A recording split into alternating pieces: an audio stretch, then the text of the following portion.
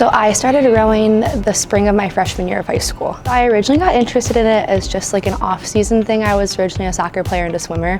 And then it was one of those things that once I got on the water, I kind of realized how different of a sport it is, and that's kind of what kept me coming back. In high school, I kind of took all of my officials and I took them everywhere. I went to Florida, I went to Iowa, I came here. And the thing about West Virginia was kind of the atmosphere. Like, the fan base in West Virginia is electric, and it's one of those things where rowing's not really a super big fan base sport, but it's still like, you meet a West Virginia person and they're like, oh my God, you row, that's so cool, and you're like, really? So it's just the craziest atmosphere.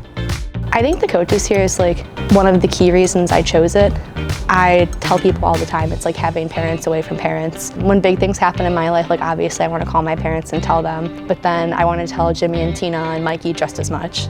So it's just having like that constant support system.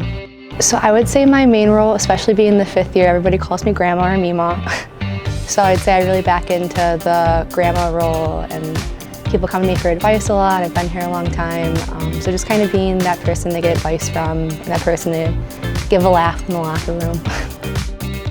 I think in general, like my favorite things are like traveling in general. I like all of our training trips. I think being here for so long, it's not really a memory, but it's like, I feel like I've been here for just a crucial part of the program. So getting to see the program I came into and the program I'm leaving is the coolest thing ever.